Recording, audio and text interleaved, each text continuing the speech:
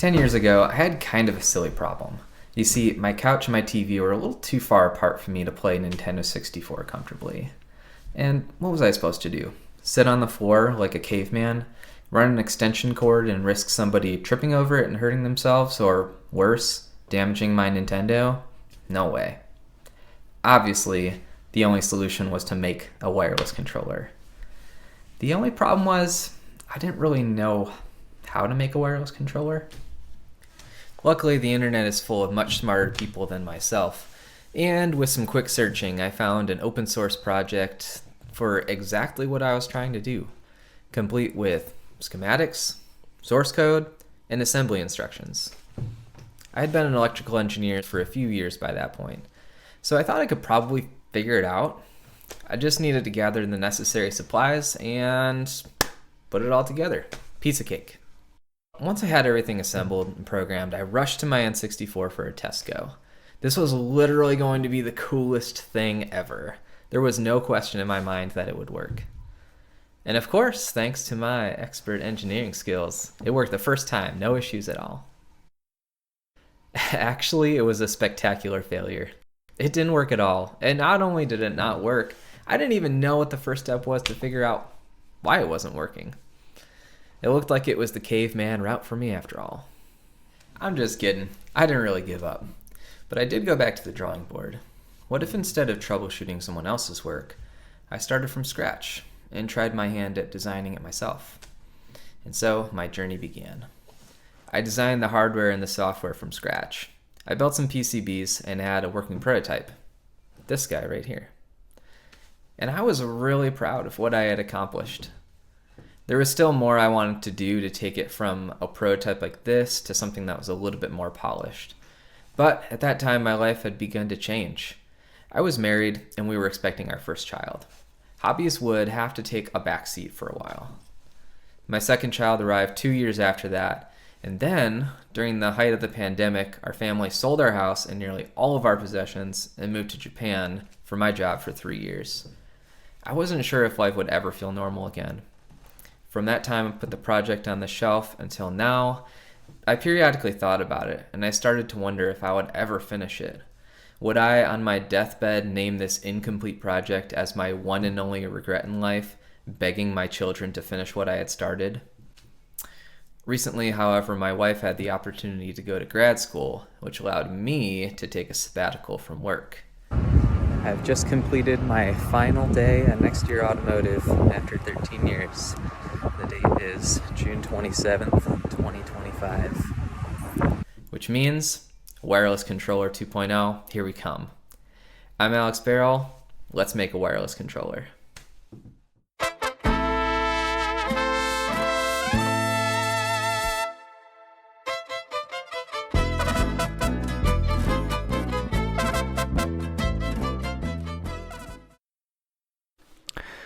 So we're going to just jump right in and start drawing out kind of a general overview of what we want to accomplish with this project. And every good piece of engineering starts with a drawing, no matter how crude. So we've got our Nintendo console here and our controller. Okay, kind of a crude picture. Today we're connected by a wire, and we're going to get into this more in subsequent videos, but essentially at some periodic rate, the console sends a message to the controller requesting the button's states. And the controller responds with all of the button states periodically. So we're going to try and emulate this functionality wirelessly. So what do we need? We need a block that is responsible for transmitting the button states and a block that is responsible for receiving said button states. And what's going to be inside of each of these blocks? So first and foremost, we need the ability for the transmitting block to emulate the console's button polling request. So poll controller, button states, and then read those button states and save them, and then put them into a package for transmission. And then on the receive side, obviously, we need to receive the wireless signals, or packets, I should say. And we need to decode them. Decode. And then as often as the console sends requests to the RX module acting as the controller, we need to respond to the console with the latest button states. And these things need to be synchronized, and they need to happen at some periodic rate that is at or faster than the controller, or that the console is sending requests.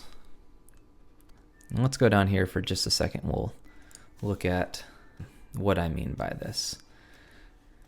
So every X number of milliseconds, the N64 console is going to be sending out this polling request. And the console expects there to be, after each request, the button states, just like that. So these are synchronized by the console when they're connected by the wire. But in reality, even if we were somehow able to match the transmission time and say we've figured out that this is 5 milliseconds between requests, because these are on different clocks, they're not synchronized, what would really end up happening is something like this. So the transmission module up here that's connected to the controller would say, okay, this is my 5 milliseconds.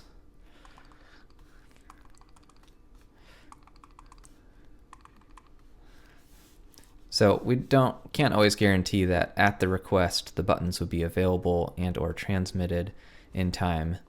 So what might be the best option here is to synchronize these and to say the receiving module can learn how often the console requests are being sent.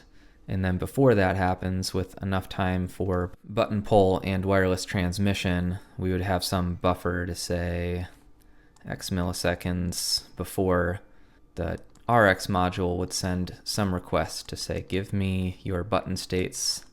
I'm ready for your button states. And that would leave the controller with enough time to pull and send, so that each time the Nintendo requests button states, we have something that reflects the most up-to-date actual button states. Okay, some other things that are going to be happening here. Since the TX module is going to be connected to a battery, we need some power management here. So we will need a battery indicator, and we will also need some way to switch the TX module into a low power or off state. This could happen with the user switching a button, but I think what will be even better is if there is like an auto shutdown when the RX module stops transmitting. And to go along with that, the RX module would need to periodically send some message. It could be this polling message like we talked about down here to say, hey, give me your button states. But the RX module would need to send some periodic message to say some RX request or wake up shutdown message. So it'll be some messages that have to go from the RX module to the TX module. Okay, and now we're also going to need some way to synchronize the frequency between these modules. And here when I say frequency, I'm referring to the radio frequency, not the clock frequency or how often different periodic tasks are being performed. So that could be something like a user selectable fixed frequency, Or it could be more something like a Bluetooth style pairing that could more easily automate the exchange of information and also keep one receiving module and one transmitting module linked together for multiple sessions until somebody would want to resync to a different module. I think that would be the best. Okay, so that's kind of where we're at.